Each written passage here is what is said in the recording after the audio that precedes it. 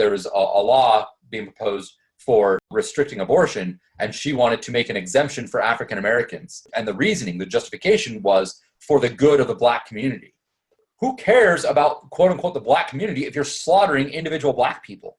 But that's the mindset that collectivism incubates.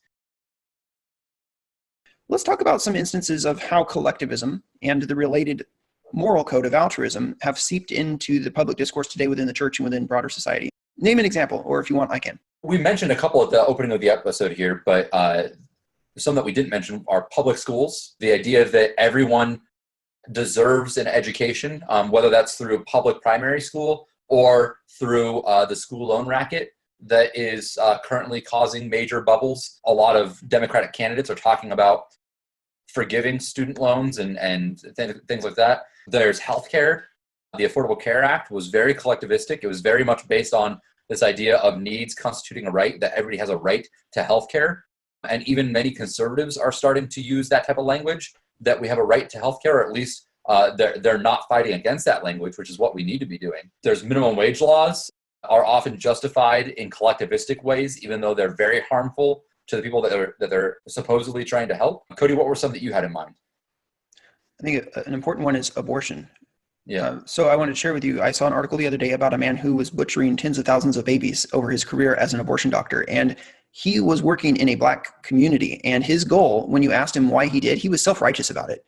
He said, look, I'm working to help the Black community. When a child that's not predicted and not wanted comes, that makes people very inconvenienced. And I want to help the overall community in this geographical area become more wealthy. And I want to create equality so that, compare them to other demographic groups. They need to be rising up and becoming more prosperous financially. And so if we have to sacrifice children on the altar of convenience to do that, then we will. And it reminds me of the Spartans, the ancient Spartans 2,500 years ago, exposing their babies on the mountainside because they weren't strong enough and they weren't beautiful enough. And so we're only going to keep the ones that are going to help the polis and help the society as the whole. And they were thinking about it collectivistically like that. And it's terrible, because if you accept collectivism and you think about people as primarily being a group, a machine, not looking at the individuals that you're killing, you may be able to rationalize doing that. Yeah, well, on collectivism, it makes total sense. Why not? If the primary is the unit, or is the society, if society is the unit, the group is the primary, then it makes no sense to